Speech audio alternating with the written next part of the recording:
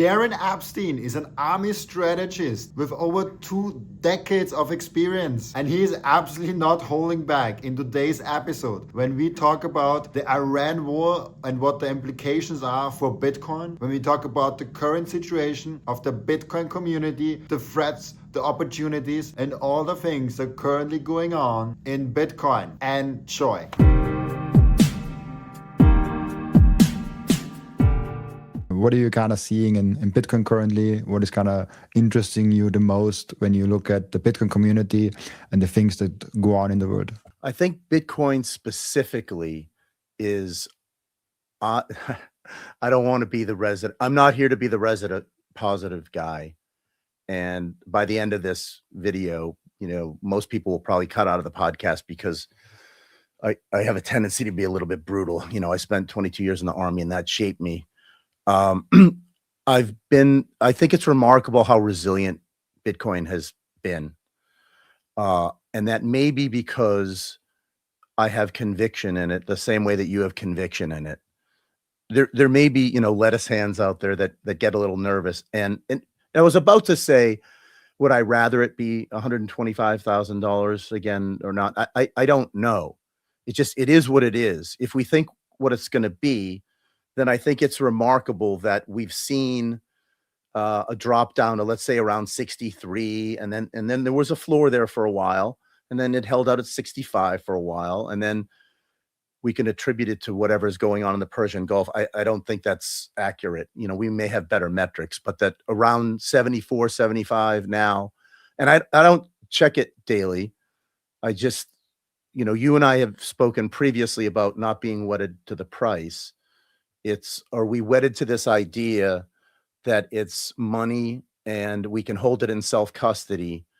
And if so, does that portend better things than what's happening to other currencies, let's say? So we know what's going on in the international environment. We know what's going on with other currencies. And one of the things, I think the more time you spend with Bitcoin itself, then, and what I mean by that specifically is if you start to take steps into securing it, right? Self-custody, maintaining your own wallet node, you can do mining like you talk about. And then you take steps to make sure that the legacy systems that you set up, right? For me, I'm in my 60s and I've always invested for retirement, and I'm retired now. And so when I look at how do I set up, let's call it an estate, what I learned working with some professionals in the industry is, or Bitcoin has taught me, you can comment and say that I'm wrong, is that when you self-custody, and my oldest son is along for the ride. So when I interact with professionals to manage these things and to set these things up, he's along for the ride. That setup is made so that he knows everything about everything. You start to figure out when you do estate planning, you don't need lawyers. You don't need contracts. You don't need, right? I don't need a map to figure out how to get into my IRA and get all that stuff out. Now, there are other, permutations of other types of assets that people may have that may require that. But when it's Bitcoin, it's self-custody is something magical. And so I think if you have that confidence in the money itself, Bitcoin, then whatever, and we'll discuss whether these are shocks that are going on, or are these just historical blips with the war in the Middle East and what's going on involving Cuba, what's going on involving Venezuela, which is, Western Hemisphere centric as far as the origin of the problem, the United States, and it's and managing its empire. But Bitcoin itself, I think, has held up remarkably well over, let's say, since it's coming down off the high.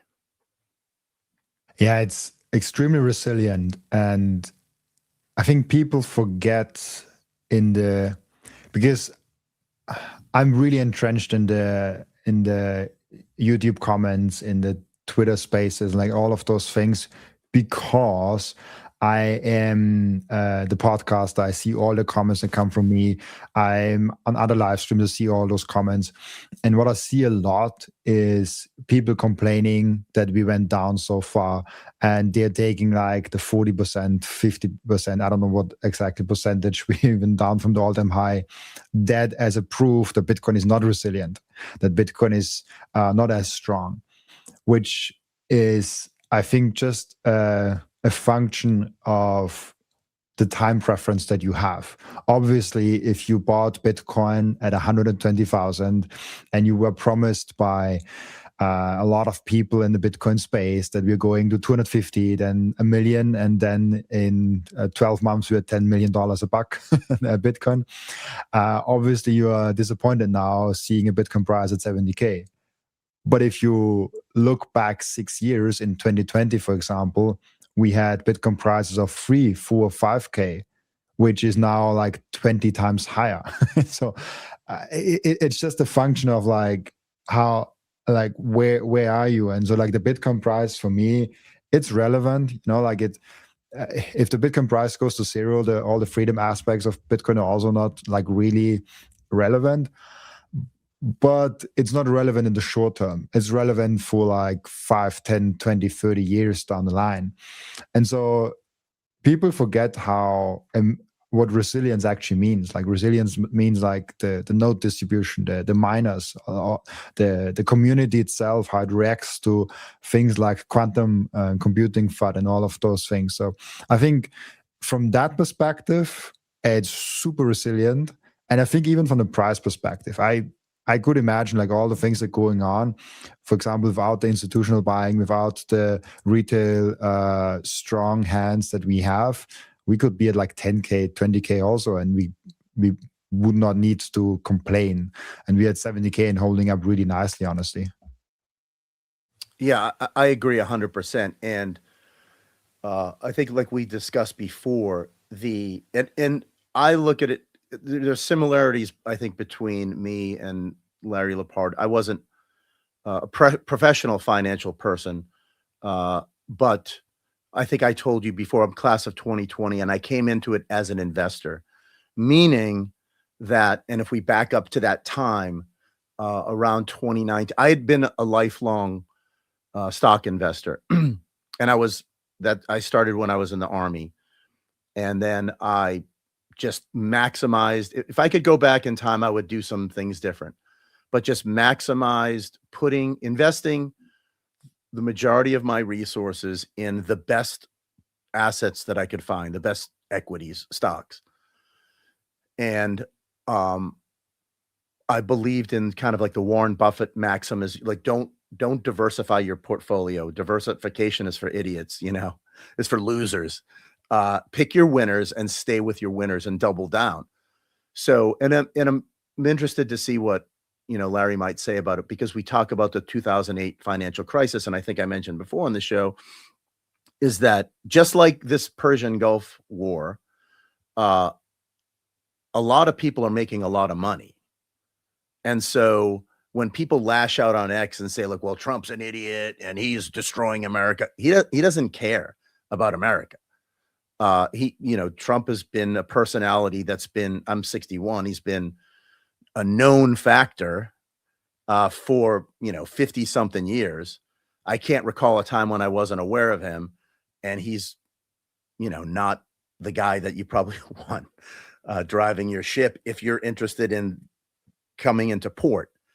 But that's not a political statement, because I'm against all presidents. I'm against the Constitution. I'm against the American political system the way it's founded, because we see what's happening. We're getting into the transition from the Republic to the Empire. Really, that happened in 1898, the Spanish-American War. But the machinations of markets depend on what your outlook is, like we just talked about with Bitcoin. So Trump's making billions of dollars off of this enterprise, along with his cronies, along with what Simon Dixon calls the FIC-MIC and the TIC, the financial industrial complex, the military industrial complex and the technical industrial complex. They're making tons of money. So if you were somebody who was understood the market machinations in, say, 2007, that's where I was. I was I don't know, I think it was maybe a major, no, I might have been a lieutenant colonel in Korea. And I just kept investing in the stocks that I had faith in. And then the market tanked. It's the same thing that happened to me in 2001, the tech bubble, 2001, 2002, somewhere around there. I was in grad school at Monterey, California, and I lost money there. But in that lesson, I sold out of my positions because I panicked. It wasn't a lot, but to me, it was a lot at the time. What I had learned in 2008 was like, no, I've got conviction. So if Apple's going down by 40% because of this financial crisis, then that's on sale. It's just like Bitcoin. And my lesson was I need to, stack sats, so to speak, stack shares, and to keep doing that. And because I knew the government couldn't let those companies fail and there would be bailouts. So people who understand that made a lot of money. I made money, not compared to, billionaires, but that's how these things work. So you can say 2008 financial crisis. Yeah.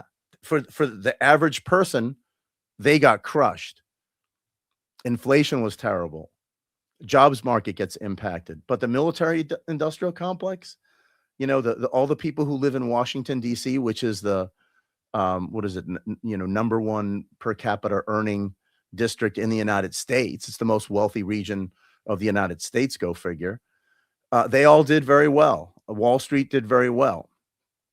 And so, we have to be very careful about how we review history and who the winners and losers are and what their priorities are, and not just accept that the 2008 financial crisis meant this, and the COVID printing meant this. We understand that that's disastrous for the United States as a political entity and for the American people. But a lot of people make a lot of money off of that. And they're not just at Pfizer. Donald Trump made a lot of money off of Warp Speed and his cronies and all the people that were around him. And then we can get into the reasons for that. But I don't know what, I want to be kind. I don't know what you call people that put their faith in political leaders. I just don't. So that when he came in, and the first thing that he did was award like a $500 billion contract to Larry Ellison for cancer research. And then you can go look up Larry Ellison at Adobe and his political affiliations and his, the countries that he's close. You can do that whole web. We can, talk about Peter Thiel and Palantir and all of that stuff. That's real, but they're making lots of money off of that. So, are you still voting? Actually, like, are you no. casting it? No, hell no. It doesn't make a difference, and I don't care. Our system is so, and same thing with you as in the EU.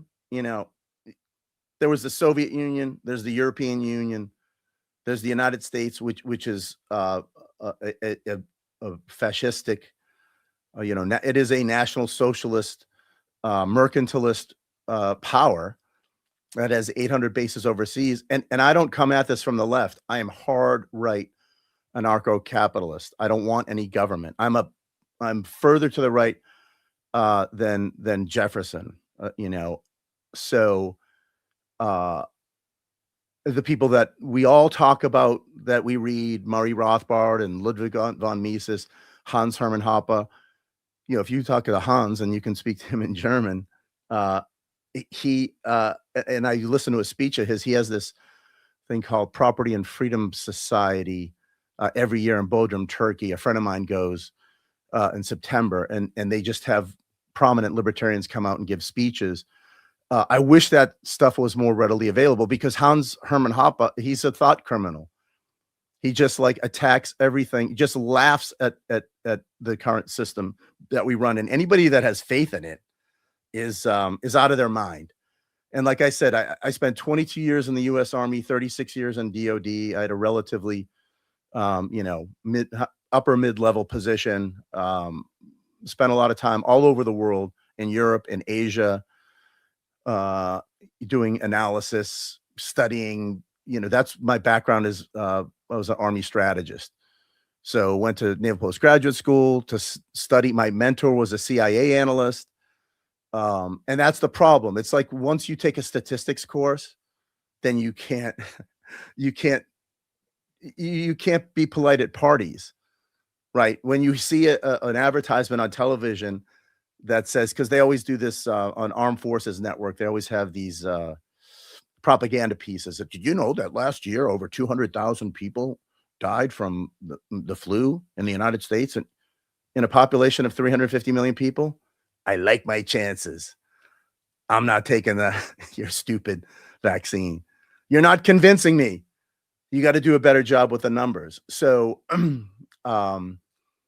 convincing me that one politician, one congressman is good because he says some things that you like is ridiculous. So no, I think voting is a lost effort. I listened to a recent Seyr podcast, and I forgot the word what he was using, but there's a word for when the cure is worse than a disease. So when you get a cure for something, so like he basically was saying, if there is a probability of like 0.1% or like 0.2% that you get something, or maybe like the flu or something like that, you can get all sorts of cures in your body for that, or all sorts of insurances for that. But maybe it's not the cure, not the disease that will kill you, but actually taking all those cures into your body and ensuring against every possibility that kills you. He was going off a tangent when he was asked about quantum computers and implementing something too early. But there's a word apparently for that. I forgot what it was. When it's something like a mithricism or mithricis. There are certain. It's based on the kind of the principle that, like, to be able to ward off snake bites, you would drink a certain amount of snake venom. If mithrisis, I think it is, but if it's the same type of thing, and it's I agree with that, and it's just like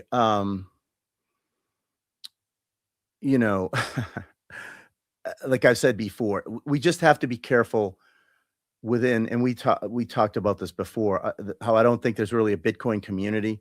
I think in 50 years, if we're all using Bitcoin, it would be like, calling us the money community, or are we the dollar community now? Or I think the preponderance, just going off of the percentages in society, is most people are just normies. Even if you have Bitcoin, you may have gotten one thing right. You got Bitcoin right. But you could be, there's a saying in, and we talked about this before. I look at life like a series of cylinders, like this cup, right? And then we can choose to go into the cylinder, right? And Robin has gone, to this mark on the cylinder on Bitcoin, right? But right next to it, there's another cylinder, and that cylinder could be, I don't know, pointillism, a method of painting with dots, right? But there's somebody out there that may be listening to this, go like, oh my God, he knows pointillism. That's my thing. I'm here, right? And if I start speaking about it, people will be like, no, you idiot. You don't know anything about it because Daren is here, but they're here. And so, and life is a tabletop full of these cylinders, and you can only choose which cylinder you can go in. And it's time preference, it's opportunity cost, right? It's you can't, like Maury Rothbard talks about in it might be Man Economy in the State. If you're watching a baseball game, but you want to go for a drive and then you want to walk your dog, you got to choose between one. You can't do all three at the same time. So, and because we in the Bitcoin community, you may be here. If I went to a conference, I might find out I'm like here, And people, what? You don't mine? What do you, no, what? Yeah, I have a bid-ax, what, and before you know it, you're in the outside of you're not invited to dinner. That guy doesn't know how to mine. And so, and this happens everywhere in every cylinder. You can never be the person that's the master of the cylinder. And we had this phenomenon in the Army. I was in the Army for 22 years, and everywhere I went, everybody would say, "Oh, this is not the real Army." Well, the real Army is, 82nd. But you go to Fort Bragg, this isn't the real Army. The real Army was, we didn't use shoes. It's always this. And then every once in a while, you run into a guy, and I did when I was at the Infantry Officer Advanced course at Fort Benning, Georgia, probably 1993. He was a lieutenant colonel. We were captains, and it's a course where you go through and you learn, you prepare to go take your company command or that level after the school. And this lieutenant colonel came in, and he had like every merit badge and Boy Scout, Ricky Ranger, and he was like, "Hey, man, I don't want to hear this shit about this isn't the real Army or what." And I was like, "Dude, he's like the only guy." He's like, "You're all in the Army. You all have value. You all have experience. Let's put a team together and let's figure this thing out." And every once in a while, somebody like that comes along, and that's maybe a mentor. But once you find that person or you find that direction, it puts a little bit of perspective, because, it's like when you're in a classroom in a university and somebody says, "Does anybody have a question about this?" And you don't understand it, but you don't want to raise your hand because you'll be embarrassed. And 50% of the class doesn't understand it. And until you get to the point where you're like, "Yeah, I don't understand a freaking word you said," or "that makes no," and I'm that guy.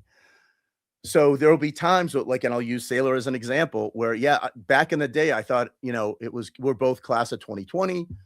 I thought what he was doing at the time was essential for me. But like I said, there are times that you just have to, for me, leave people behind, because I'm in a different cylinder. And I don't need Mike, I know it. Yeah, I know Bitcoin's energy, and it's like a freaking leaf on a lake, and you know what I mean? And I'm not, it's just like there's sometimes people say stupid things, and it's like the emperor has no clothes. And I'm not accusing of him as being stupid, but there are times I'll say stuff in front of my kids, and they'll go, like, what did you mean? No, I'm omniscient. I'm the father. But by virtue of that fact, I'm always correct. But I that's not how I lead. That's not how I learned to lead in the Army, in all fairness. So I guess it's this point where we, in this, what I just said wasn't a community, is we have to really understand that most of the people around us are going to be normies. For one reason or another. And I don't use that. I'm very careful. I don't like the term normie. It's not, we don't have a term of reference. But what I would just say is, it's, if you're a victim of public school education, and we all are. And that's what one of the themes that I thought of for today was socialism. I call it the S word. It's through all my readings and studying of history, and I was just going through the Plan B stuff today. It all comes down as a struggle between socialism and natural law, what Murray Rothbard called power and market, right? And this idea that there are going to be entities such as government, and it's not, I really love this kind of backhand swipe at capitalism, or I prefer to call it free market, by people who say, "Oh, you see, Palantir, they're so bad that the evil corporations are taking over everything, and they're going to restructure everything and spy on us, et cetera." And yeah, they're good. They're doing that. They're building that out. The digital prison, that's happening. But they're doing it because the government is printing money and giving them money to do it. So it's a fascistic national socialist from the little Austrian, Robin. I'm just saying. But, and then I got onto another battle today, a quasi battle on X, where, and Bitcoiners do it as well. And it's the whole cylinder thing. is if we continue to speak in terms of communism being on the left and Nazism or socialism, National Socialism being on the right, then what are we saying? That we've got to choose like some point in between communism and Nazism, and that's where we'll find our cool place where we can use Bitcoin and just be like half Nazi, half communism. The bottom line is there's socialist ideologies, statism, that's on the left. You want to put it on the right, that's fine. But I prefer to put it on the left just for clarity. And then anything that goes towards anarcho-capitalism, individual liberty, right, where sovereign individuals want to reside and act in a free market. And like we talked about before, Robin, what government entity reached out to me or to you and said, hey, these two guys need to talk? There's this idiot in Japan who thinks he knows stuff. He talks about cylinders. He has delusions of grandeur. He knows nothing, but you need to talk to this guy. The free market, human action. Somehow we found each other on X, and that just happened.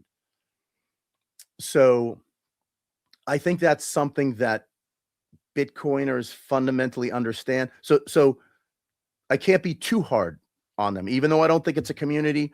Some people, and again, like some people might be fans of a different sports team.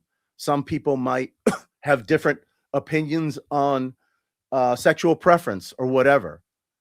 And we may have almost nothing in common. But I think most Bitcoiners would agree that at the very end of any like serious discussion, they would all agree that they just want to have a sound money, and they want to be able to be in charge of the decisions that they make for themselves and their family, and that they don't want to be coerced by anybody, let alone a government. And for us to think that just by replacing individuals in that coercive system, that's going to have a positive impact on my life, I assure you that's never been the case, and it never will be the case. If you live in Europe like I do and want to buy Bitcoin the right way, check out Relai. Relai is a Bitcoin-only platform with no distractions, no shitcoins, just a BTC. It's also the easiest way I've found to do what actually works, buying Bitcoin on a consistent basis. Relai is also self-custodial. They never have the keys to your Bitcoin. No freezing of your assets, no counterparty risk, no rug pulling whatsoever. I have been a long-term fan of Relai, not only because it's incredible, easy to use and very beginner friendly, but also because it just works. If you want to get started with Relai today, click the link down in the pinned comment or in the description, and once you have downloaded the app, type in Robin in the referral code section of the app to save 10% on fees. So set up your DCA Bitcoin plan today with the Relai app and get cheaper Bitcoin if you use code Robin. With Microseed, you can engrave your 12 or 24 word seed phrase, the entire seed phrase, onto a 1-inch small washer. Yes, just one washer. All 24 words on that one washer. You can hide that thing everywhere. And even better, you don't need to buy a new kit every time you have to get a new wallet. You can make unlimited backups because Microseed is not selling the washer. Microseed is selling the device that stamps the washer. So you get the full kit with the device, with the washers, with the hammer, with everything you need to get started today. And you can make with that unlimited amount of backups. Go now to microseed.io. Finally, we have BTC Prague back in 2026. And this year, I'm not only speaking on a panel, but I'm actually going to present an interesting new angle, a perspective, a Bitcoin thesis at BTC Prague this year for the first time ever. I've never done that on any other conference, so this will be a fun one. If you listen to this show on a regular basis, I would love to meet you in Prague this year. It's very high signal, no noise, and Prague is just a freaking amazing city with awesome drinks and a lot of good food. Use code ROBIN to get 10% off, and if you buy with Bitcoin, you get an additional 5% off your ticket price. I'll see you there in Prague. Make sure to come say hi. I want to show you. I want to show you this picture. I thought about it when you were talking, because there's this chart with like left, right, authoritarian, libertarian, and then there's the Bitcoin version of that, which I want to show you. You probably have seen it, and most of you guys watching probably also, but just in case someone hasn't, there's this chart. Let's make this a little bit bigger, of saying, hey, there's like left and right, which is I think the social scale, I think they're calling it. And then libertarian, authoritarian is kind of I don't know what it was called, but basically you can be for the state and against the state. And then it's like, how are you on the left side or right side of that? I'm not a political expert at all. I don't fully understand that thing. But what I understand is, and I think that's a more interesting thing, is that as Bitcoiners, we don't want any of those four things, because we reject the system as a whole, which is the better thing. I think if we have to put Bitcoiners, they are most likely on the right libertarian side of things, whatever that means. But if you're right libertarian, I think you're like more above that chart. But that's also just my interpretation of things. I think that's perfect. It's perfect. And that's where we all aspire to be. And the only issue is that, and my concern is that when external forces want to interfere with that, then and put a cage on top of the monk so that he can't get off the board, then, and that cage may be more in an authoritarian area. That's what concerns me, is because at some point the power is always going to seek to control. And there are people that can't achieve wealth or independence, or you could use Maslow's hierarchy of needs, self-actualization. There just seem to be a class of people, parasites, who have to feed off of others, right? They can't be rich enough. They can't have enough Bitcoin. They can't have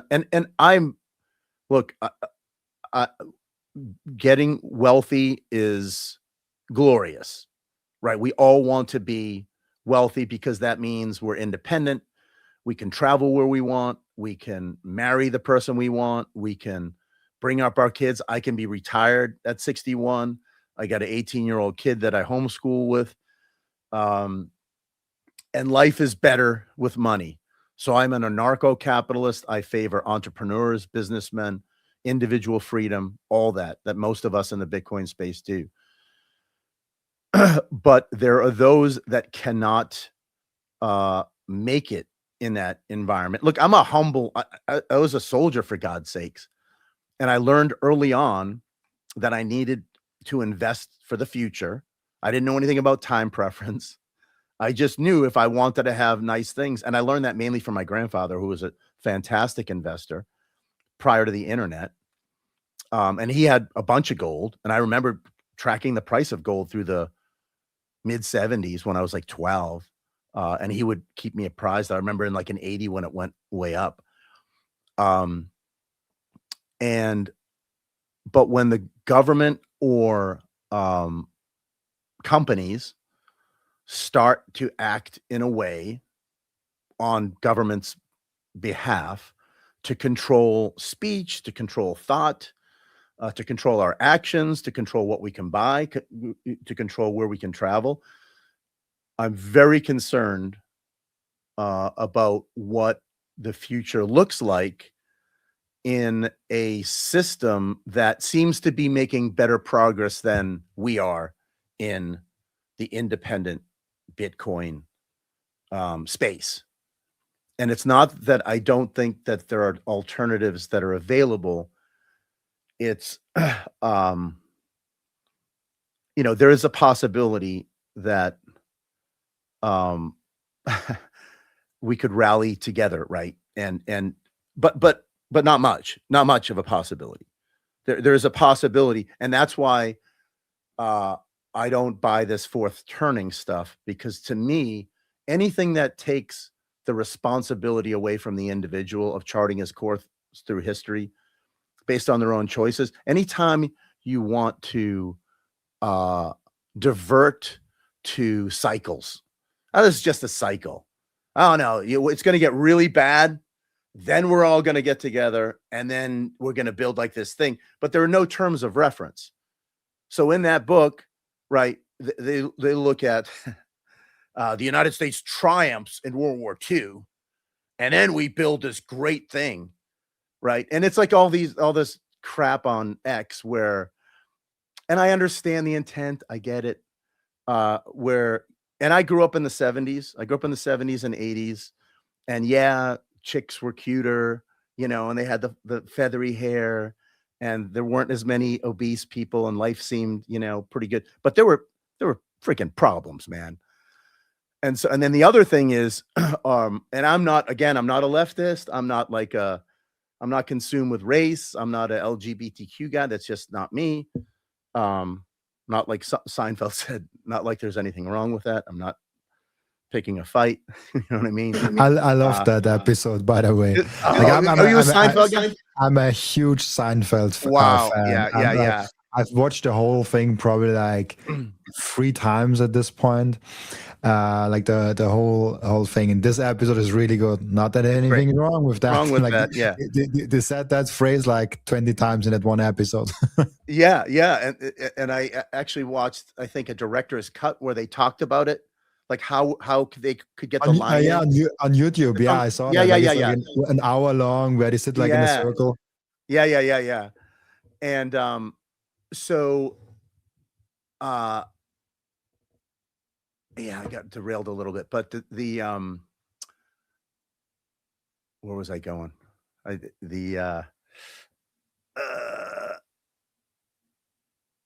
You're just saying that you're not one of the LGBTQ. I don't even know how. What the yeah. Well, there's a huge. So I'm not somebody that's coming at any of this from a super leftist, anti-Western bent, right? And it's like we skirt this line these days. And what I usually do is because on X, I'm like the most radical anti-government person out there. I think every war that the United States fought was immoral except the revolution. What I don't like is this American kind of moralism where we want to, and maybe all empires do it, but where we walk around, I don't have much in common with the average American, I don't think. We walk around like, we're number one. We're, victory, man. We kick ass. We're just freaking, we're going to show these Iranians or whatever it is. We're going to napalm these Vietnamese, right? And in the most racist terms, it's just what it is. We're going to kill these freaking gooks, right? We dehumanize them, right? I live in Japan. In what universe is it right to drop 2 atomic bombs on men, women, and children? In no universe, in no moral universe. I don't want to hang around with people who think that way. I used to think that way. I was born and bred to think that way. I was in the army for 22 years. Of course, we just went around kicking ass and taking names.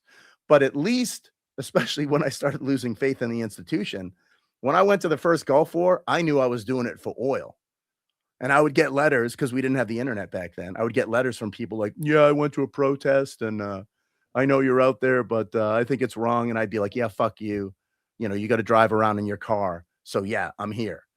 But, you know, looking back at it, it's, you know, you read Smedley Butler's book, War is a Racket. And that's all it is. They're bankers' wars. Or is it 1898 when we take over the Philippines and have a brutal occupation with the you know, the Moros and the Philippine insurrection, brutal occupation. And, or, you know, 1846, you know, Robert E. Lee and U.S. Grant both detested that war, where we just went and took territory away from Mexico. These are things that we did. Not we, my ancestors were being, you know, run down by Cossacks in Europe. But it's not to exclusively dump on America. It's what human beings do.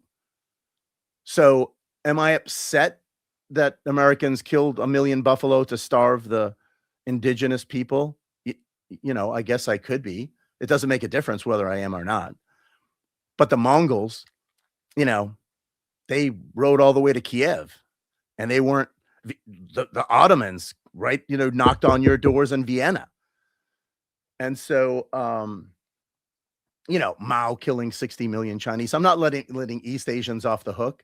It's what people do. But if Americans want to think that they're purer than the driven snow, that we're all about liberty, and that the Civil War was to end slavery, you don't know very much, and you haven't read very much. And, you know, I think that kind of feeds into what we were talking about before about this, the power and market.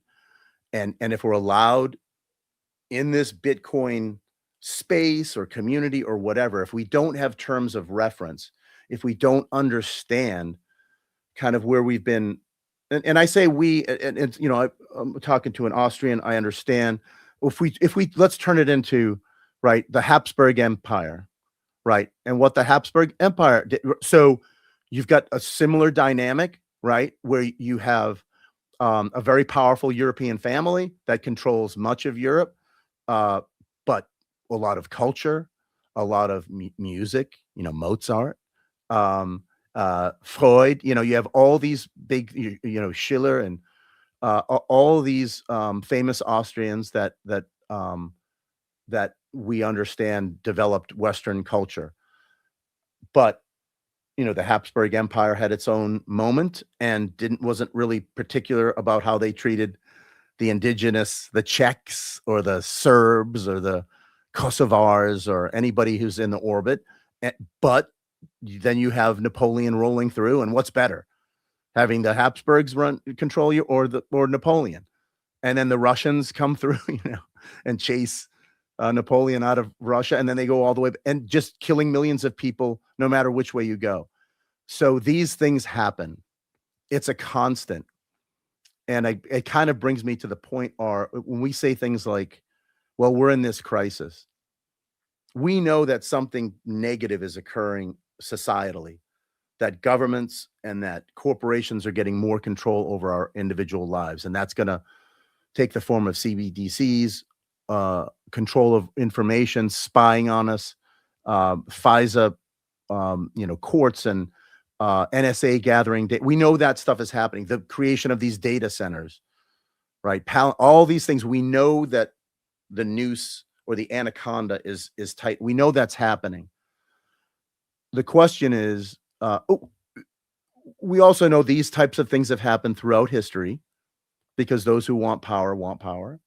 Those who want the free market fight for the free market. The question is now, are we going to have the wherewithal? And by we, I don't know what we means.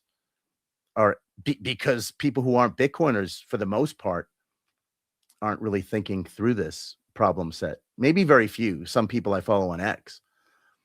But there's no retort like, well, this is what we need to do. Right? There's no, and how did Americans at this unique libertarian moment in the 1700s, 1764 to 1787 in particular, how did they manage that situation? And the answer to that question is violence. And it's something that we don't really want to talk about, but that's the radicals, the people who didn't trust government. The radicals are the ones who made that revolution happen. And then the oligarchs, the Federalists, Hamilton, Madison, even Washington, dare I say, went about ruining it and creating a system that took away our freedom. But I'll pause for a breath. Yeah, there's a lot in there, and especially I feel like it's really relevant currently with what's going on. I don't know if it's anyways always kind of going on, but it feels more relevant right now than it felt like 10 years ago. But maybe that's just because I was 10 years younger. I was like 17 years, 10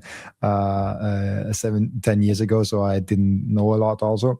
But for me, just personally, it feels more relevant. Could be because of my age and because I get to hear a lot more and read a lot more because of the podcast also. But it's interesting because I always try to come back and see, okay, all the things that currently go on in the world, how is this implying on Bitcoin? What is kind of the implications on that? And what can we as Bitcoiners do have a positive impact? Because we talked about it. I don't know if we talked about it before or after we started recording, but that the saying, fix the money, fix the world isn't fully true for me, at least, and also I think for you. But if you extend that, like Bitcoin does not fix the world, but Bitcoiners with the right monetary foundation and with the right mindset, they might actually have a positive contribution to society and actually fixing some problems, because they no longer have to maybe worry that much about money and they can do actually things. How do you look at the role of Bitcoiners in all of that?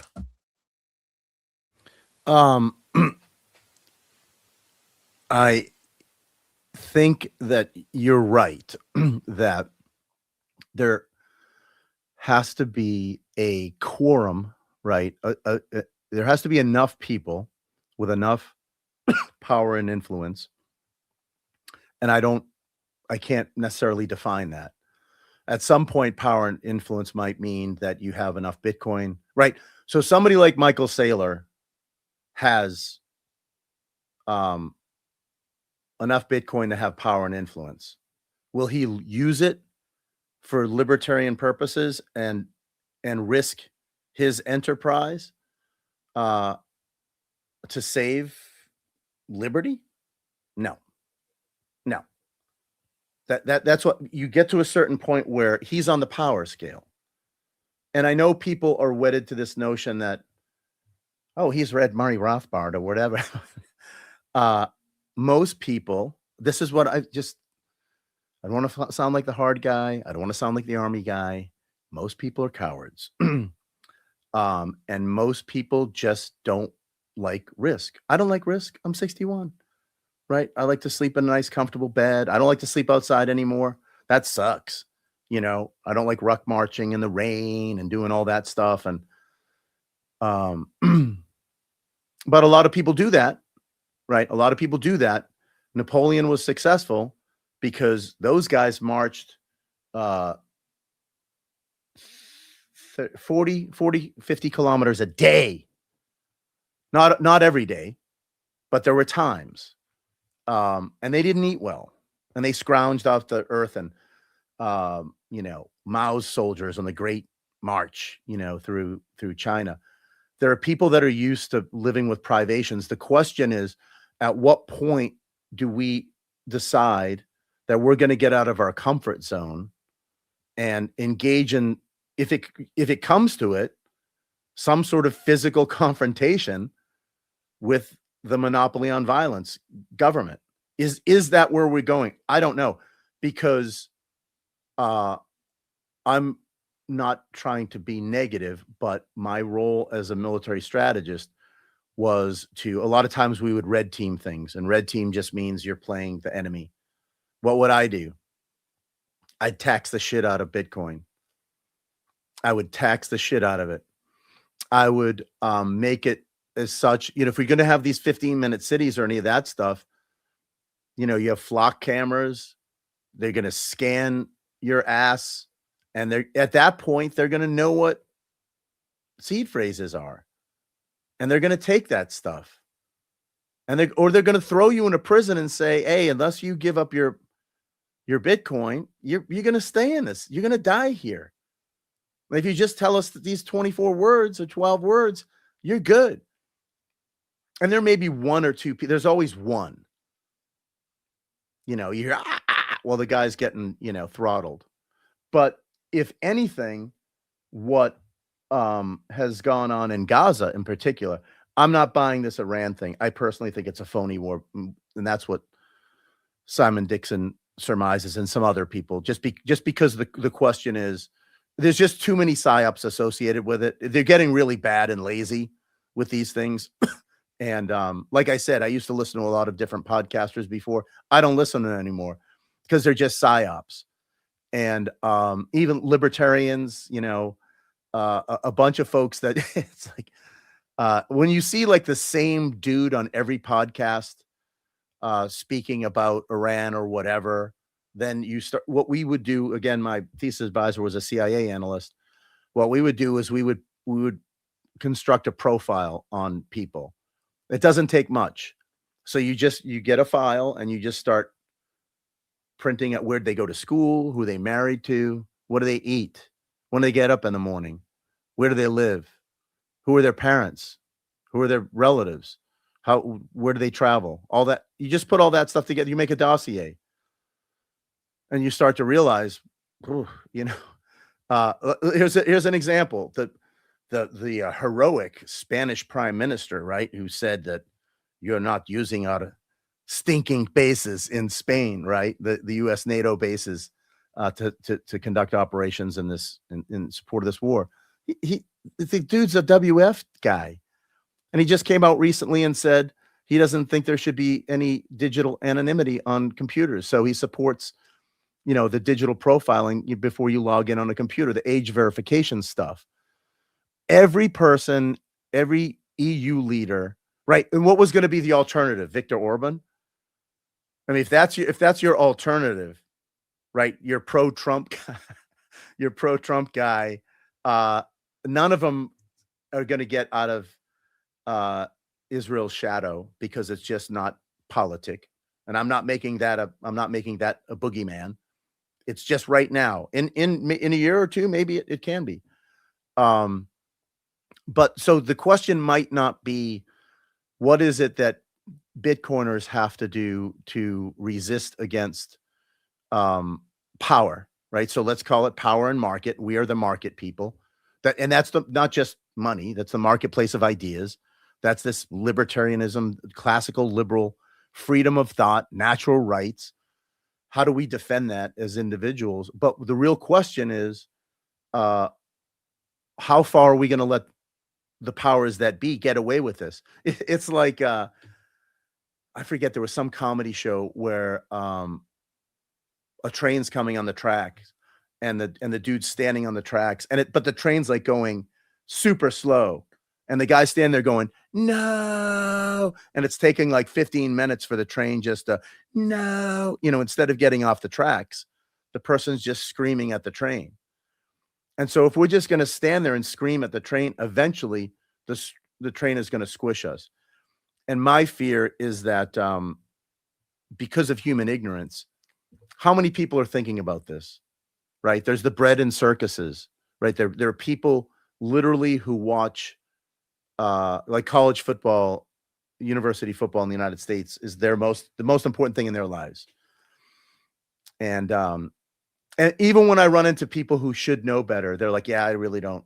And I'm not talking, again, it's the cylinder thing. I'm not asking Robin to be down here on the, who the anti-federalists were and what did Mises say about this? I'm not asking that.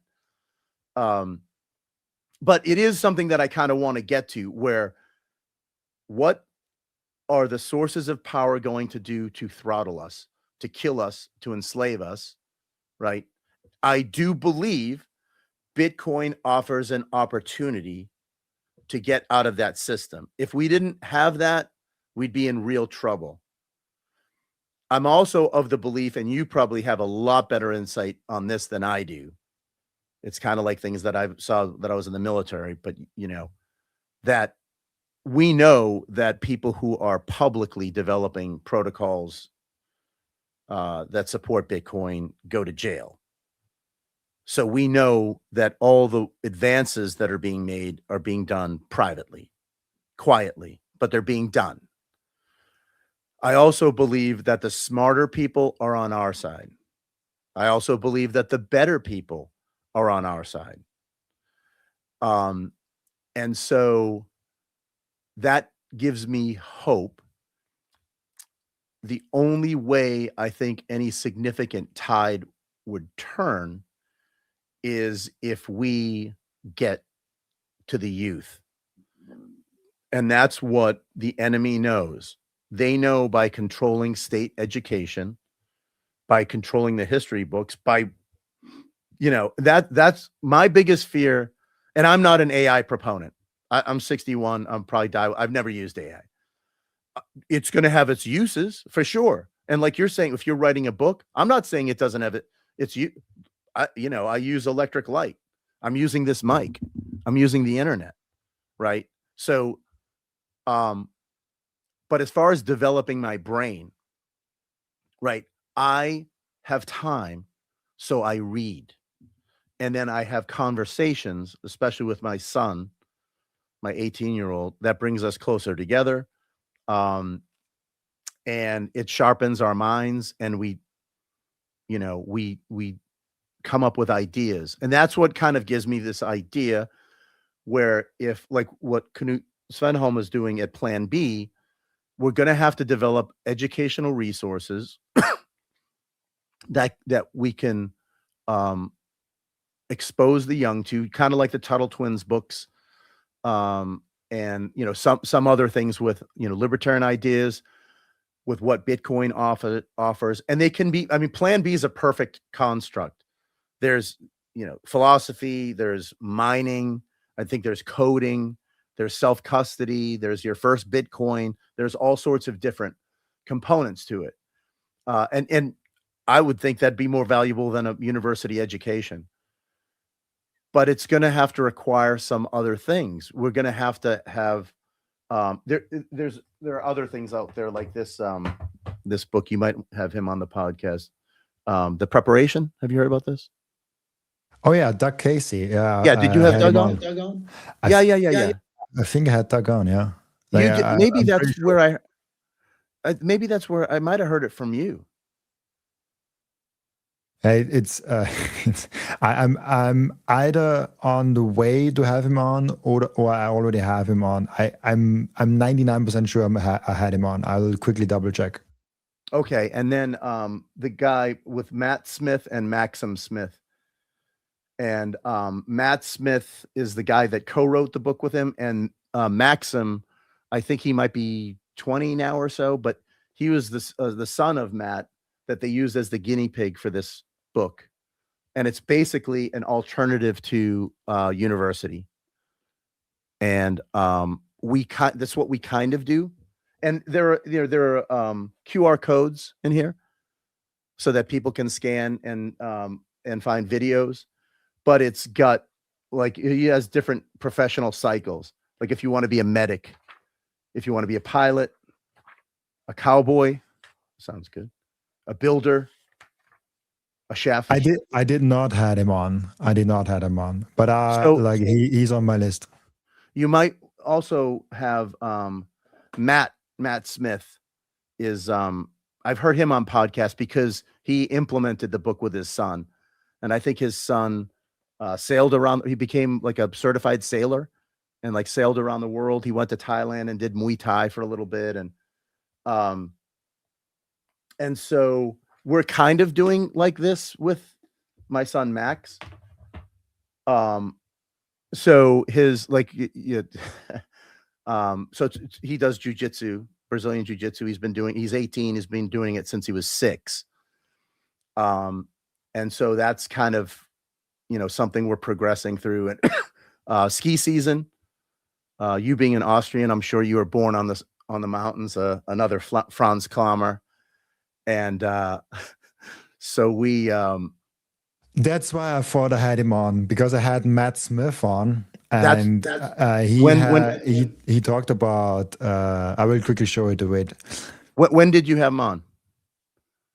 The most important thing for your Bitcoin journey is not buying Bitcoin, but it's how to keep them. And yes, you have maybe the right tools, but how do you actually go ahead and stick it all together so it's the most secure for you personally? Self-custody is a deeply personalized journey, and the Bitcoin way is helping you exactly finding that correct setup for you personally. They are also helping you with securing your own cybersecurity. And if you want to go one step above all that, you can even get a consultation for a Plan B residency. Go to thebitcoinway.com/Robin and you will get a 30-minute free consultation. I finally and officially mine Bitcoin. This is not just something to stack more Satoshis, but it's most importantly also to support the network. Individual miners are the ones that keep the Bitcoin network decentralized. And by the way, you get KYC free Bitcoin. That's why I use Simple Mining. I get an actual proper Bitcoin miner. They set it up for me. They repair it if it breaks down. And most importantly, they let me choose the pool and even connect my own full node. I'm completely sovereign and I'm completely in control, and I can sign up with Ocean, no account needed. I just give them a Bitcoin address and then there's mining going on. No KYC, nothing. So if you're ready to mine Bitcoin, go to simplemining.io, tell them you come from Robin, and let's mine Bitcoin together.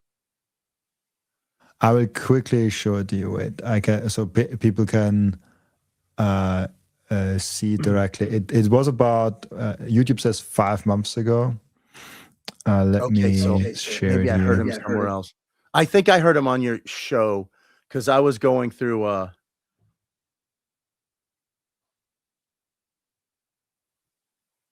okay. I had him on the 11th of November last year. So like end of last year. Then maybe I think I heard about him before, but I probably watched that show and it bolstered my opinion. And it's those types of people who where I think the build out is going to happen, right? Who are taking action, and people have just got to understand that people always say that the older you get, the more conservative you get. I'm 61 and I get more radical, and I appreciate radical things. And so, I like loud rock and roll. I like, they have these biker gangs in Japan called Bosozoku. And at like 3 a.m, they go down the street and they're like, wait, they rev their engines and stuff. Everybody hates them. I love them because I just think it's like Japan's such a button down society. They don't commit any violence. They're not, and it's not like, I'm not talking about, I don't like the streets here are clean. The society is good. But every once in a while, you gotta, you gotta let go. And just like in America, if I lived out, I can't own firearms here. If I were in the States, I'd be armed, and my friends would, my kids, we would train, and we'd probably do, close quarters combat drills and those types of things. And everybody who does that in the States now thinks it's to fight off the bad guys, but it's really to fight off the really bad guys. And and that's what the radicals did. You had to have the guys in the bars. That's what caused the American Revolution, right? The Sons of Liberty, those guys were getting drunk in bars in Boston and taverns. Samuel Adams and John Hancock was a smuggler, right? The biggest, signer of the Declaration, biggest signature, very famous. And those guys were freaking badasses. Joseph Warren was this guy who was a major general and this is before, actual things got really bad, but he was a major general, and at the Battle of Bunker Hill, Breeds Hill in Boston, he said, no, he took, I don't need to be a general. I'll just be a private. And he went down in the front lines, had a musket, and he got killed. But we don't talk about Joseph Warren. Joseph Warren was a badass. Those are the type of guys, when the British, the redcoats rather, because everybody was British back then, marched on Lexington and Concord to take the munitions and the arms out of the armory. That's when things went bad. And the local people were like, no, you're not going to do that. Very simple. They were farmers. They weren't warriors. They drew a line. And then what ended up happening? They went into a war that nobody really wanted, and it just happened. And at some point, unless power is rejected, and at some point, the bully needs to be punched in the nose. Otherwise, look at what the United States does. No one pushes back. And I think it's for different reasons. I think there's basically what Simon Dixon talks about is that FIC-MIC-TIC, it goes across borders. The idea of the nation state is dead, right? You just have transnational interests where like the BRICS are not an alternative to the U.S. empire. The BRICS, look at all the BRICS countries. What did they do during COVID? They did the exact same thing that everybody else did. Putin's turning Russia into a digital state. They all want the same thing. China wants the same state. The reason why people are coming out with all these videos of, look how great China looks. If we didn't spend all our money on war, we wouldn't have these crappy cities in America. We'd have these great looking cities like China. Well, they all look like Las Vegas, right? It's not real. And they're all digital prisons. Point taken. I don't want an empire. I don't want overseas bases. I don't want to print money. I don't want our cities to look like that. But that has nothing to do with government managing the situation in the United States. It has everything to do with government mismanaging how it runs the United States. And it's gotten too big. It's printed too much money. And it's developed all these social problems because power has crushed the market. So in answer to your question, what can Bitcoiners do? I think there are alternatives, but damn, a lot of them might be pretty bad, because at some point we're going to refer to these days as the good old days. That's the way things always work. Like right now, nobody's shutting down this StreamYard mid-sentence because of what I'm saying. At some point, an algorithm's going to detect what I'm saying, and it's just going to go boop, and we're done. That's going to happen real quickly, I think. Tell me I'm wrong. I hope you're wrong. Me too, man. It's interesting because I see a lot on social media. I see really great big YouTube channels get already taken down, but then most of them actually come back. So for example, Simple Bitcoin got taken down for like 2-3 weeks, got back. Bitcoin University got taken down, got back. Bitcoin Sessions got taken down, came back. And now with tools like Twitter being a little bit more on the freedom side, but they're also taking accounts down, so they're not perfect, not at all. Nostr is great, but not many people are on there, so it does not really count yet. I would say Facebook made some PR thing of like, oh, we are now more freedom of speech. They actually implemented some more things. For example, before they announced that, you couldn't put advertisements on their platform with Bitcoin in there.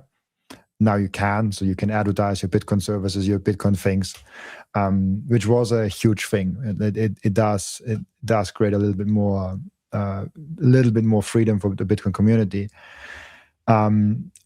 But we still are in this state where there are four companies that control all the digital communication basically in the whole world.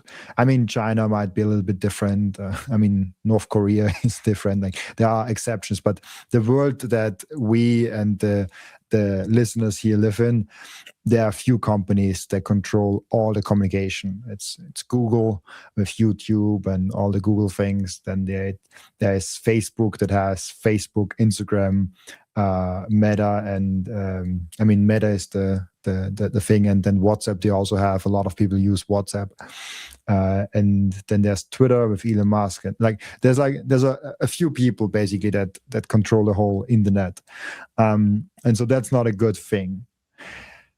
But I still think it's better than like 20 years ago, where the newspapers controlled it and radio outlets controlled it, because now at least you have some more direct way of communicating with people, and things can spread. And what we also learned from the internet, if governments are trying to get things down and like kind of suppress it, it actually amplifies it usually. There was a really annoying song 3 years ago in Germany, I think Layla it was called, which was about a prostitute mom, which was not a good song, but Germany, or maybe Brussels, like somewhere they banned the song. And this song was the biggest hit all of summer. And I lived back there in Munich, and I went to the Oktoberfest. And this song was played in every single tent, every, 30 minutes. And people loved this song. And so I do think that the internet has some kind of immune system where information has some kind of free flow, some kind of resilience of like getting out there somehow. It's not perfect. There are a lot of great channels get suppressed, things getting taken down. Now, do the speculation of will it get better or worse? As I said, I hope it gets better. It can get a lot worse. And now with AI, there's literally you could now put an AI on that stream on there, and it can control all the words and see the context. And as soon as it gets dangerous, it can just shut it off. This was not possible 5-10 years ago when YouTube came out. This was just not possible. And now it is possible, because you can look at the actual content, what has been said. Is this actually, are they just saying a dangerous thing one time and they are not actually promoting anything, or they are actually promoting and doing those dangerous things that someone else defines? So I am very hard on, it has to be freedom of speech, and people should say whatever they want to say. And even if I really hard disagree with them, but I have a hard time seeing that coming in the internet that we have today. Now the question is, will the internet change for the better, for the worse? I try not to predict that. I hope for better, but I can see a very realistic way that it gets worse over time. Yeah, I think unless there is significant pushback, things are just going to get worse. And the main issue is this struggle between power and market. And at some point, like I said before, a bully has to be punched in the nose. They have to suffer such dire consequences that they stop. And so our system, and particularly in the United States, but especially in Europe, and especially what's going on right now. And if you look at what Simon Dixon says, basically, and I'm paraphrasing because I have my own take on it, but this war, the proxy war, or phony war rather, in Iran, I call it the phony war because it's very hard to separate the BRICS powers out from the United States and Iran from that construct.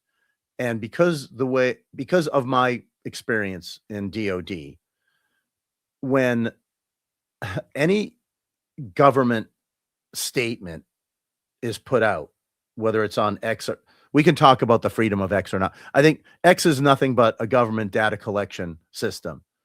That's all it is. And that's going to determine your social credit score in the future. So that's why Elon keeps his mouth shut. He doesn't talk about real stuff.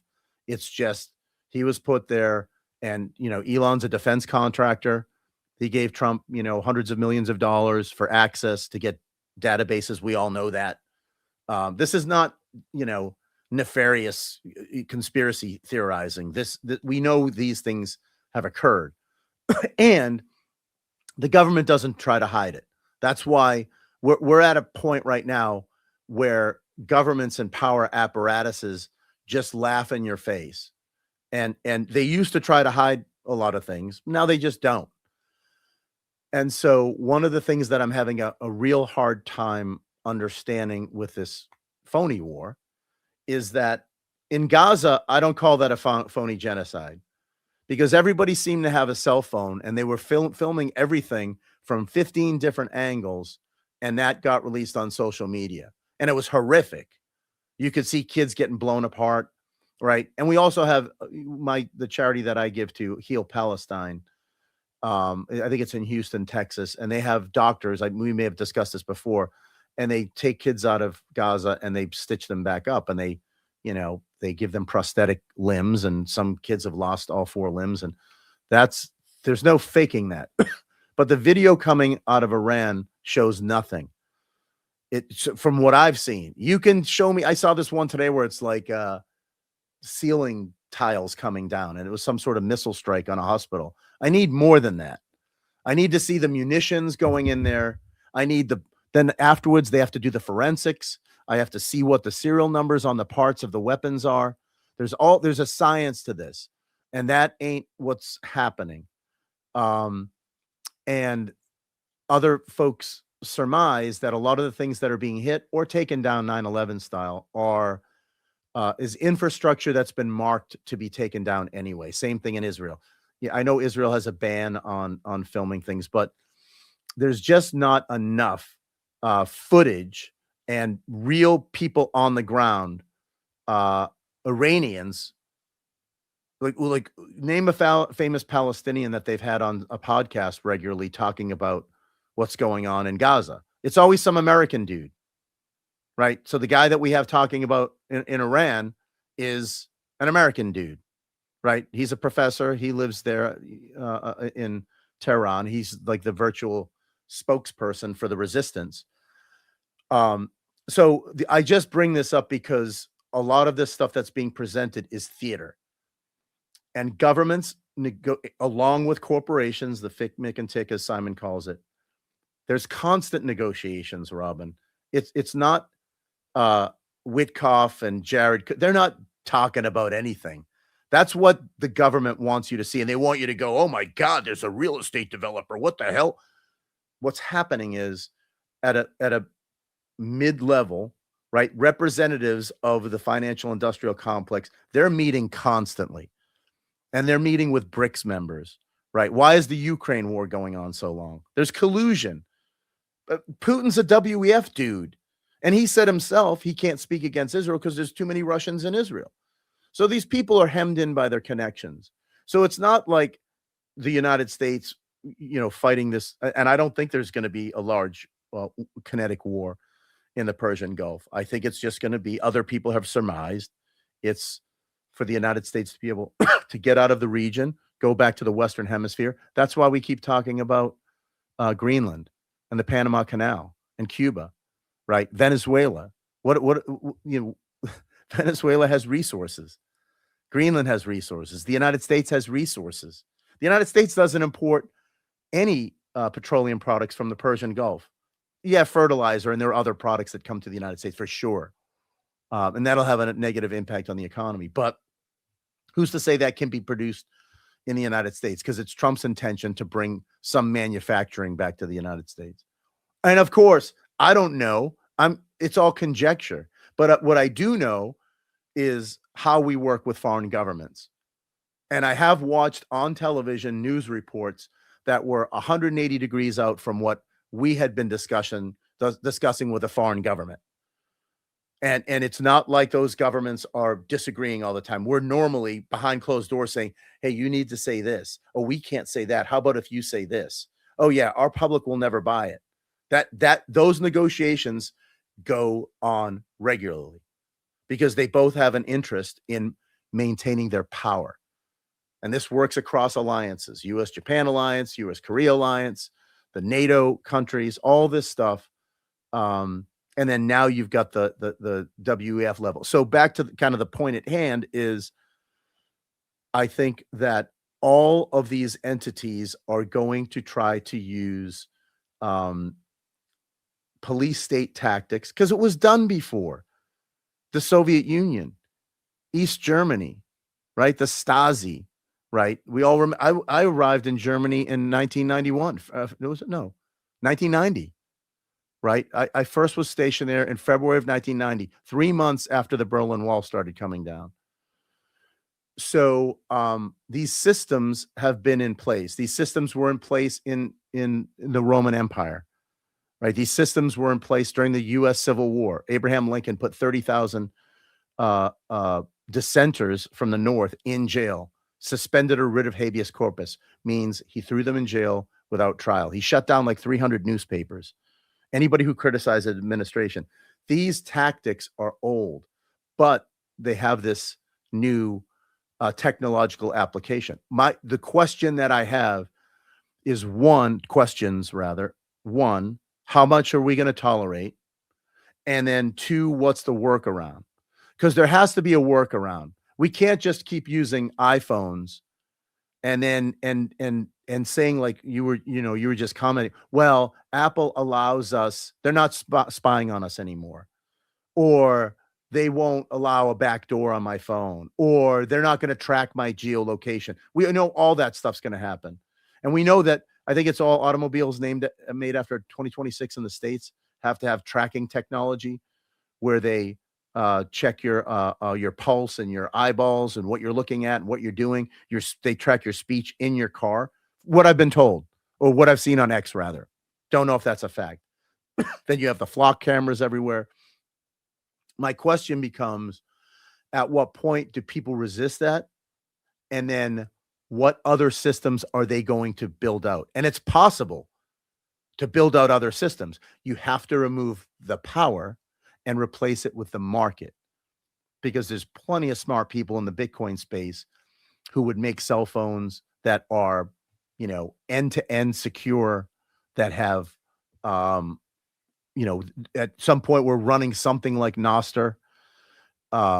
We can't rely on the technologies that we know are the problem, that have weaknesses. It's like buying a boat that has holes in it, right? We're going to have to make our own boat and seal it up and understand that if we want to get across the ocean, we have to have something that we created, not rely on something that the government gave us, and it's going to break down halfway across the ocean. Yeah. It's so interesting. But I think I always come back to like how, because we can talk about those things, but the real benefit, I think, is if people realize those things themselves and read and do the things like really deeply. And I think about your analogy a lot with you have the tabletop and there's all those cylinders in there. And in most of the cylinders, we have like, we go like that deep in there, like with most of the things. Obviously, like you don't have the time to go very deep in everything. And so you have a few of them where you go a little bit deeper, but you rely on other people to know about other things deeply. So you rely on like, hey, I have that guy, I really trust him, and I will ask him, hey, what do you think about that and what's actually happening there?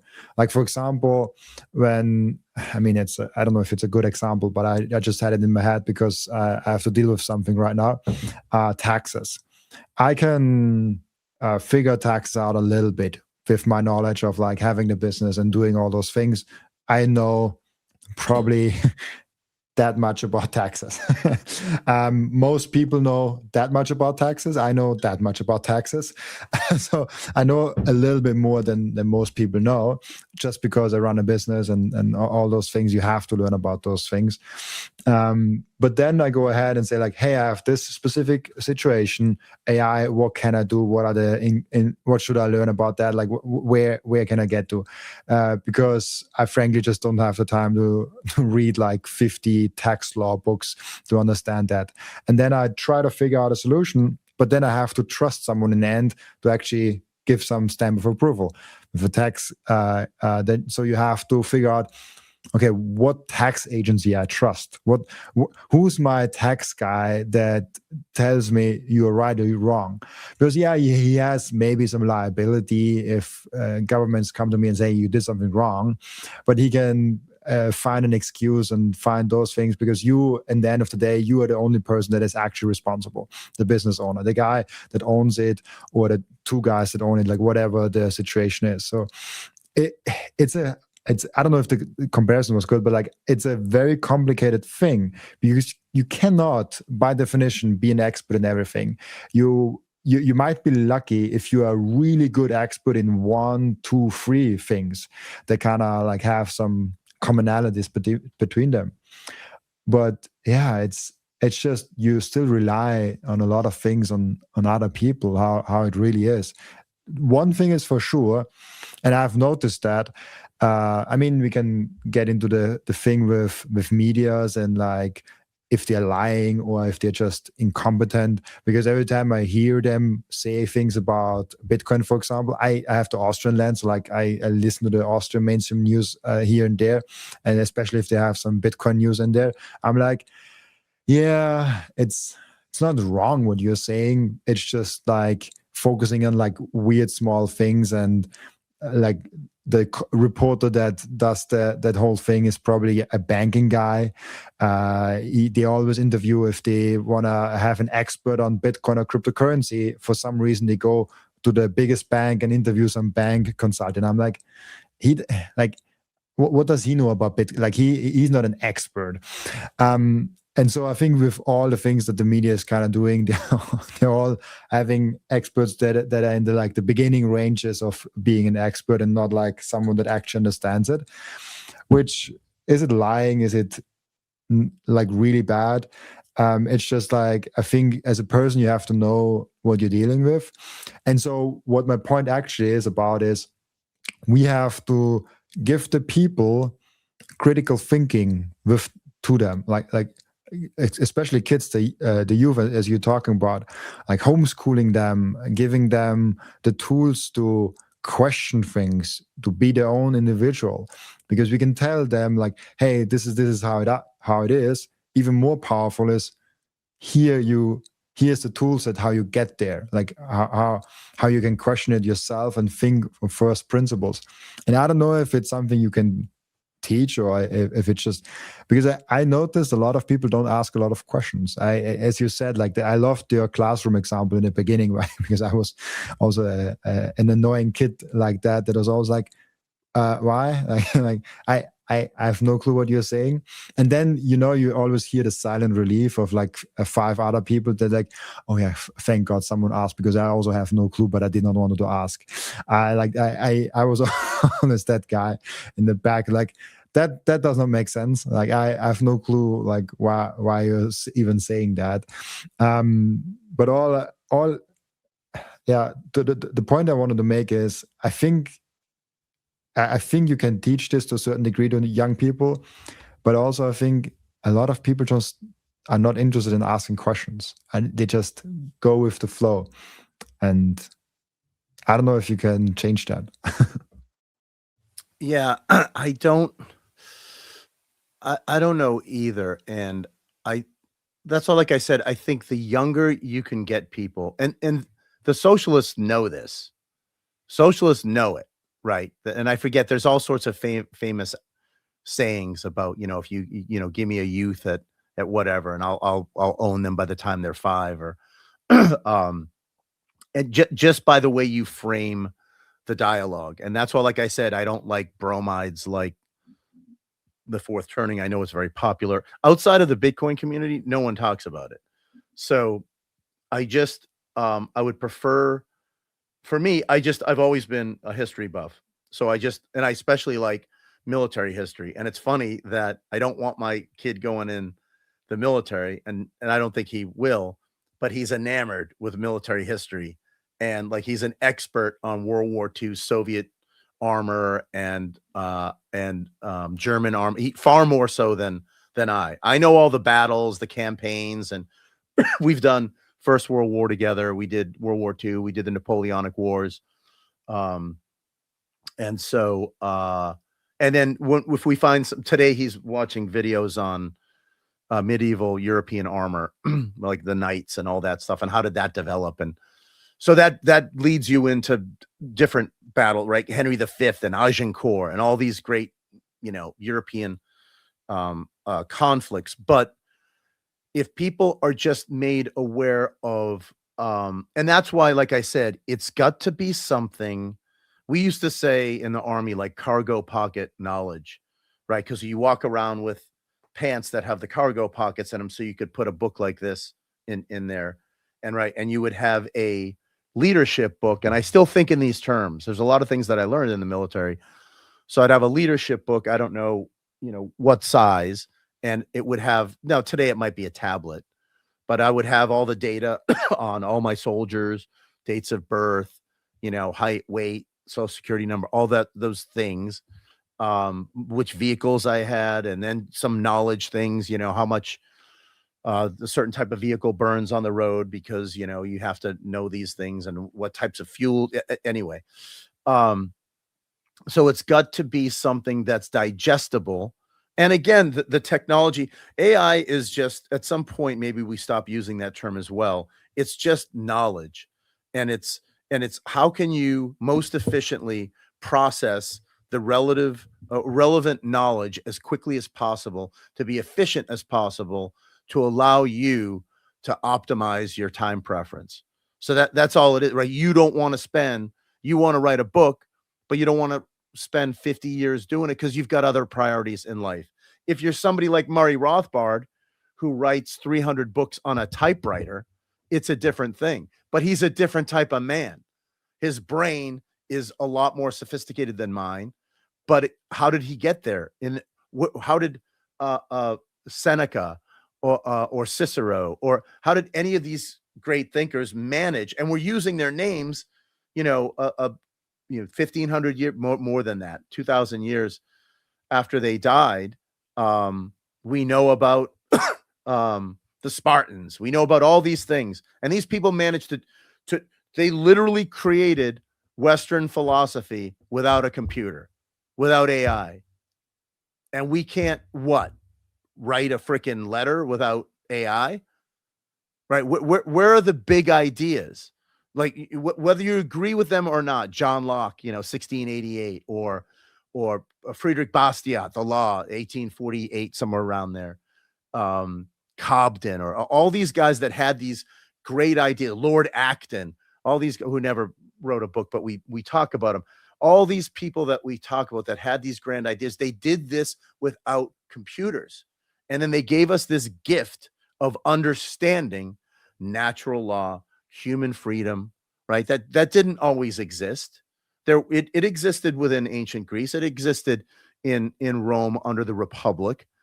The shoots of freedom sprung up, but that's been the eternal problem.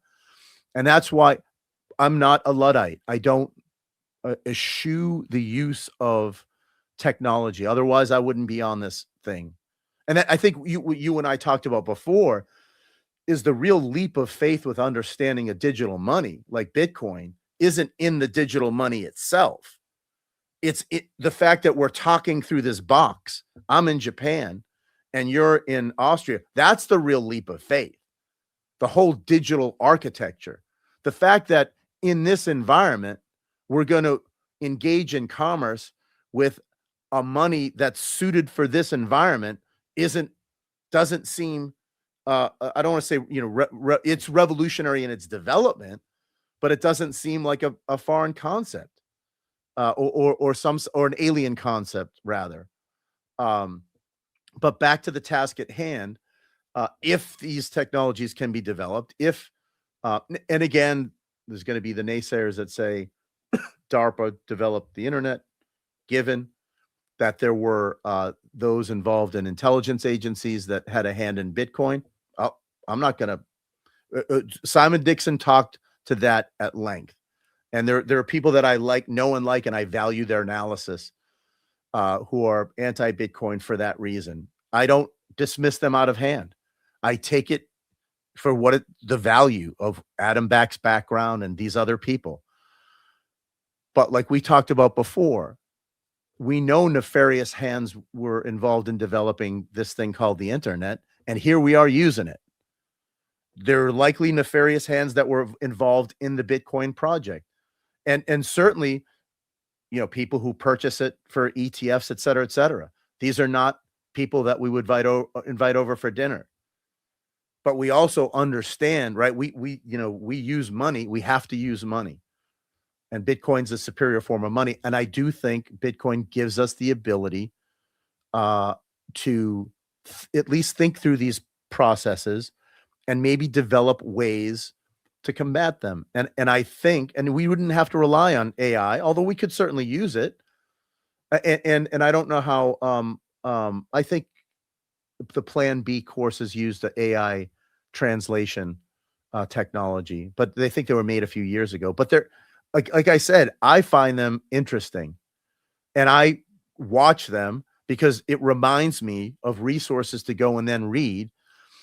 And you could just do this much of the cylinder on it, and if we all understand what the terms of reference are as far as freedom is concerned, and we understand the mistakes that we made in our history, then maybe we can map out a way to a free existence using Bitcoin as our money and protecting ourselves and building something else that's impervious to government power.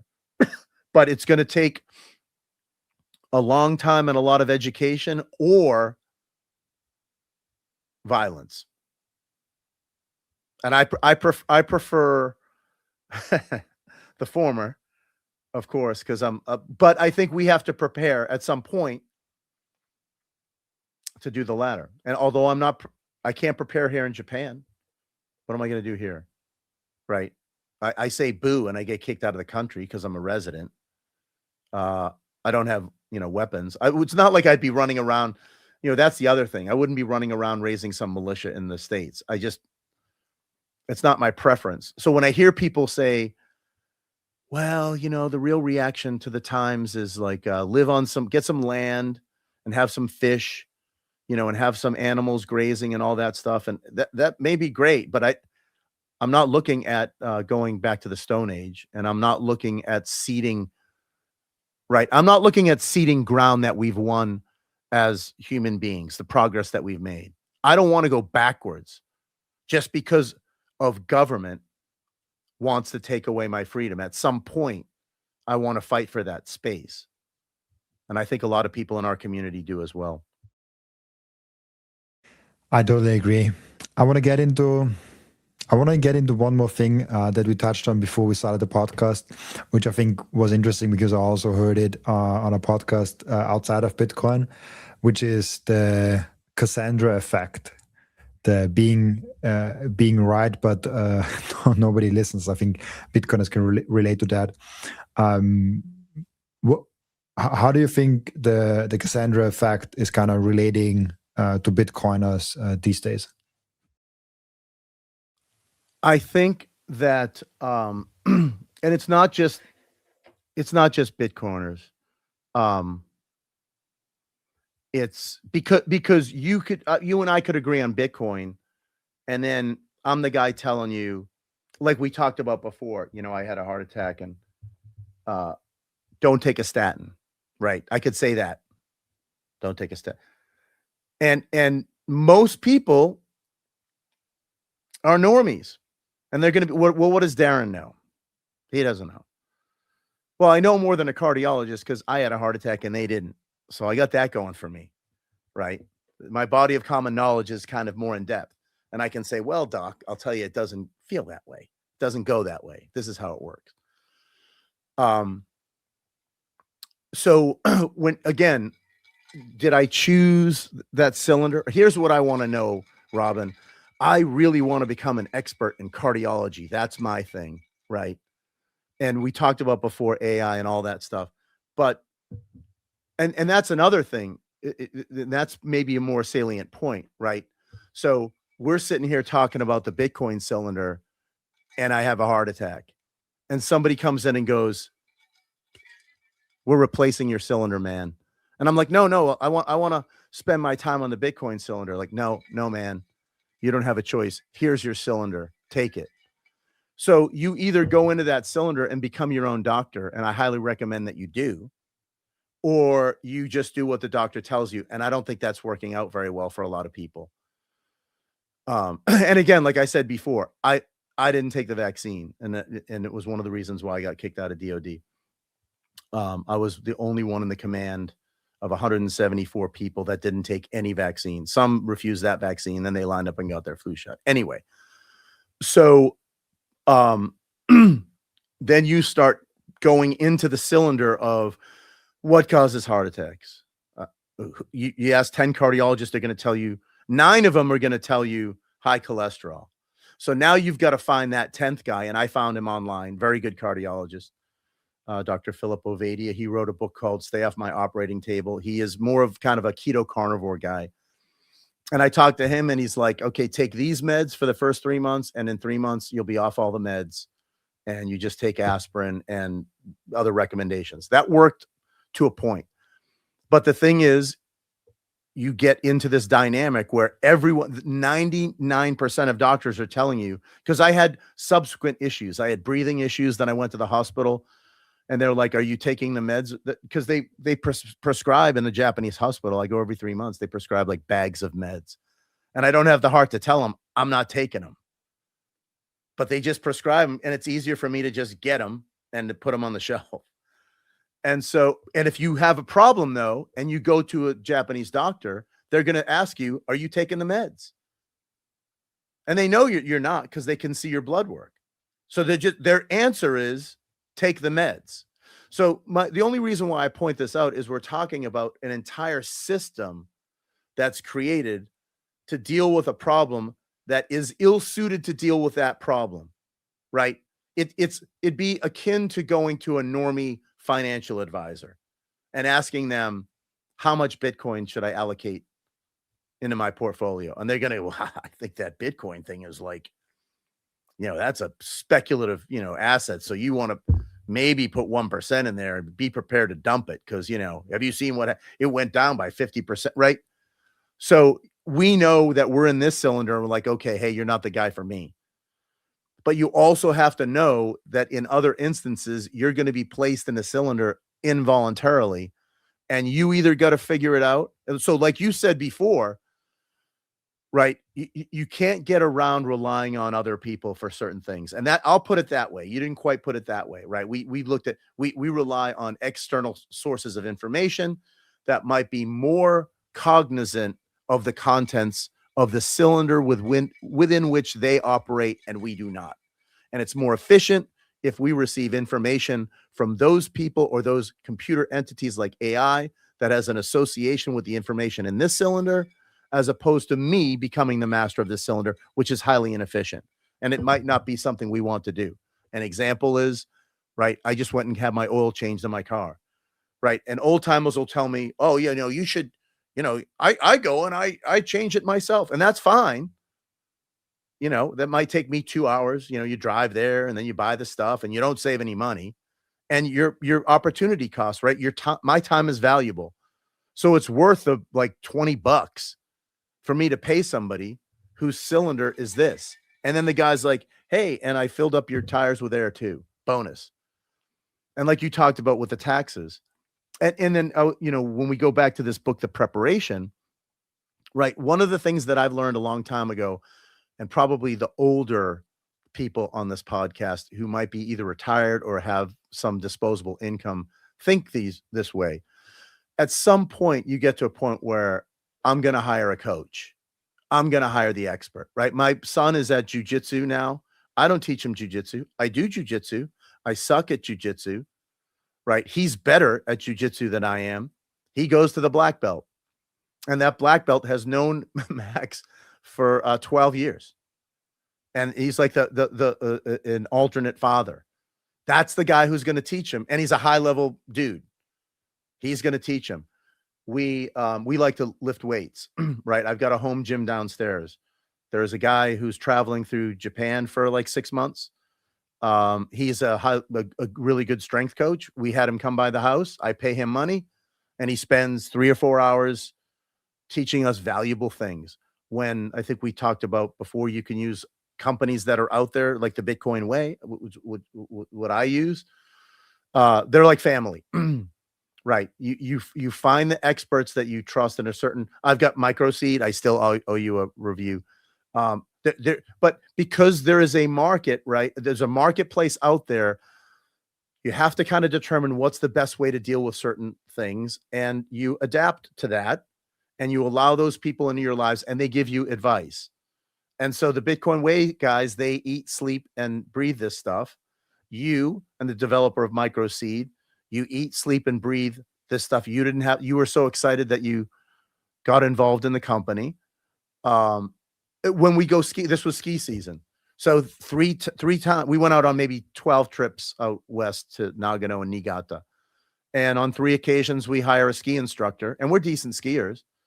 Every season, I'm going to get a ski instructor, and we work on something different because I really want to enjoy it and be good at it. So there's this idea as well. And it's not just, maybe we're at a point where we use terms like we call ourselves Bitcoiners because that hasn't been replaced. That still makes sense. Or we're people who use AI because that makes sense. But really, I think what we find in amongst people who are attracted to Bitcoin, because, you know, I'm pretty hard on Bitcoiners on X because I expect more. That's why I've unfollowed Bitcoiners. I can be pretty brutal when it comes to our own community because I expect more. And I expect almost everyone in this community to bring something to the fight. And they make me better. When I take time to listen to, Rob and Seyr podcast, I really enjoyed the one you did with Bram Constant because I like him a lot. I look at myself as like the 61-year-old Bram, like when he grows out, because everything that he says I'm doing ahead on, I'm like, just wait, buddy. He's got kids and he's got all this stuff going on, and he's a little bit different than he was, a couple of years ago. I think I was on his show maybe a couple of years ago, whatever. Same thing with you. You're growing, same thing with me. Like I said, I listen to different folks and I'm reading different things. I think a commonality amongst those people who have been attracted to Bitcoin for its merits over other forms of money, because that's the discussion we're having. If the dollar were better and it were based on gold and there wasn't incessant printing and life was good and we lived in a deflationary economy, we wouldn't be having this discussion. But that's not the state of affairs. And so I think it takes not a leap of faith, but a little bit of a leap of faith, curiosity, then a whole ton of research before you go and start clicking and buying. And then you're like, well, wait, how do I keep this stuff? Where do I put it? And they're telling me don't store it on an online exchange. What does that mean? Oh, I got to have a hard wallet. Oh, that's got to be air gapped. Oh my God. I got to run a node. I think that's an evolution that I don't think you can remain intellectually unchanged when you go through that process. And I know you had said maybe at the beginning of this year that, and the last time we spoke, and that's why I don't consider this a Bitcoin podcast, right? Because you're curious about a great many things. You've never said to me, hey, we need to talk about Bitcoin, right? You're more than willing to just kind of commiserate and exchange ideas. But we keep coming back to this central theme where we believe in this technology, we believe in this money. And I think that means, oh man, I don't want to be over positive, but maybe that we believe in the people that are associated with this enterprise. Maybe that's going too far. I don't want to be the positive guy. Don't get too positive. Yeah, I know. I'll be bumped right off the show. No, but I do, you know, I do, like I said before, and it's almost like in American football, like where I grew up in New England. So I grew up as a New England Patriots fan. That's going to piss off a whole ton of people. But our team used to be terrible until they became pretty good. And they had a coach who was very successful due to the quarterback in large measure. But he's just an asshole. I mean, he's none of the media wants to ask him any questions. He's not a personality. He's got no personality, but he understands football. And if you want him to win football games, or if you want to win football games, at least in New England, he subsequently went on to have a terrible career in college. But the top guys that you hire for any enterprise are not, they're not perfect human beings.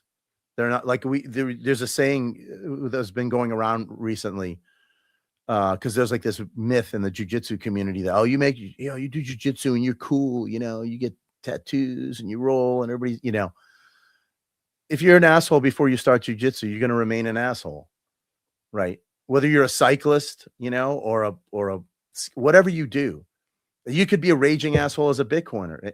I don't know. But at some point we have to be serious about the dangers that we face. And I think we can be self-critical. I think we can be serious. I think we can be, not negative. I just realistic. Humanity has always gone through this problem set. And has humanity, thrived through it? No, not necessarily. Some have and some haven't. Like right now, as we speak, there are people, we've seen the kids digging cobalt out of some mine in Africa. Right now, they're kids with no limbs in Gaza. Right. And so I think we started this conversation with this idea. I used to say in the army, when people would complain about stuff, I'd be like, "Are you in Stalingrad?" They're like, "What's Stalingrad?" I'm like, "Are you in Stalingrad?" Right. And you have like 5 minutes to live. No, you're not. So shut up. Right. And when I was in the first Gulf War, it was like May time frame before we got pulled. We lived in the desert for like 5 months and it wasn't fun. And a lot of my guys would come up to me, "Sir, when we leave and when we going back?" Like, I don't know. Just like, enjoy the suck, right? Just enjoy the pain, the flies and the sand, and it all sucks. Just deal with it. And at one point, because we had seen some civilians in bad situations, and I turn to my guys, I'm like, "We get to leave, man. Just let that sink in. We get to leave. Look what we did here, man." They don't, no one talks about the Vietnamese that we killed. We always talk about the 60,000 that we left behind. We killed over 1 million, and we spent, we shipped in one shipment 14,000 2,000-pound bombs to Israel for them to drop on human beings. One 2,000-pound bomb would destroy this block that I live on. And we just watch them drop them over and over and over. And that's what we do. So, the reason why I bring that up is because I think one of the reasons that was done is that the powers that be are showing us, this is what we have for you, right? If you don't think we would do this to anybody, we just did this in broad daylight on cell phones, on your computer, and we'll do this to anyone. Doesn't matter. Kids, doesn't matter. And I'll just tell you, there's no one in the U.S. military that has any regrets over it. Because like what we talked about before, public education, right? Pledge of allegiance to the flag. It's no different than, you know, the Prussian school system that prepared guys to go fight against Napoleon. Actually, it came around later. But point taken. You know, any educational system that is designed to just put kids as cannon fodder into the system, if we're going to break that cycle, then we have to offer up some sort of alternative. I think it's possible, because this is what I've said to my 18-year-old is, you know, what do I offer? I offer rebellion as a parent. That's what I offer. I offer rebellion. I'm not asking you to go along. I'm not asking you to listen to your teachers. I'm not asking you to do I'm not asking you to salute the flag like I did. I'm not asking you to do any of that. I'm asking you to question authority, and I'm asking you to cherish rebellion. We watch movies that people go to watch Star Wars. They cheer when the Death Star gets blown up. Yet in real life, we don't do it. In real life, I was a clone trooper. That's it. And why do clone troopers do it? For the money. The clone troopers kept kids in college. So it's crazy. Because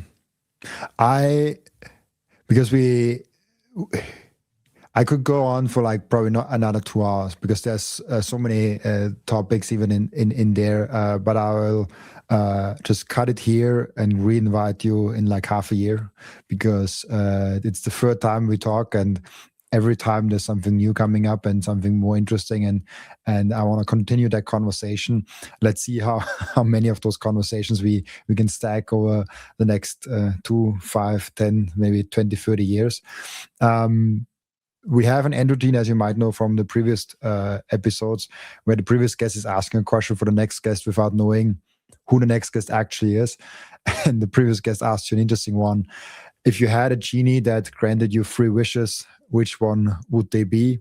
And you cannot wish for more wishes. you know, that's so hard, because I don't want to be too lofty, right? Oh, you know what I mean? World peace, but I mean, world peace would be one. But you have to be careful with that, because you can have, right? If we said everybody gets along, you all get along in a gulag. So, and I don't like conformity.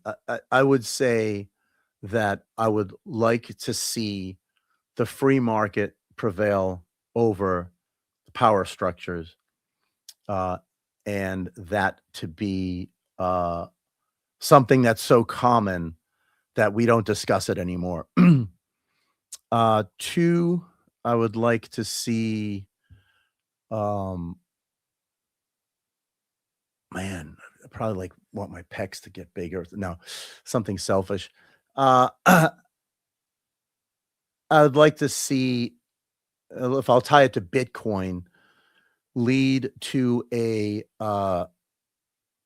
kind of a new generation of folks that apply themselves to solving medical problems with innovative solutions that are based on legitimate kind of health outcomes, right? And that would include things like regenerative farming, all the things that are kind of going on at a small measure in the Bitcoin space. And one, if those 2 happen, that would be fantastic. And one, to finally put a man on the moon. That's a ridiculous one.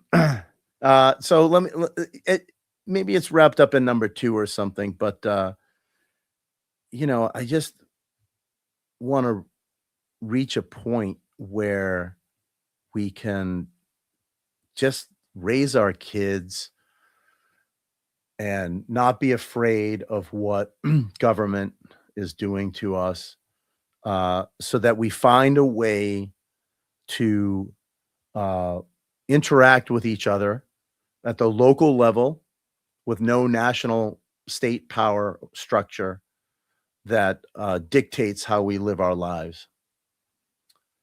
That's it. Love it. A 2-hour amazing session. Thank you so much, Daren. Before I let you go, where can people find you, ask you questions, and reach out to you? I think I'm at Daren Adam 8, DARENADAM 8 on X. And all I'm doing right now is shit posting till I get off my ass and start a podcast and be productive like Robin, my idol. that is very kind of you, but shit posting is a lot of fun. I have to do more of that, actually. So yeah, thank you so much, Daren, for being on the podcast, and also thank you so much for everyone that is watching and listening, for joining us today. As always, I'll be back.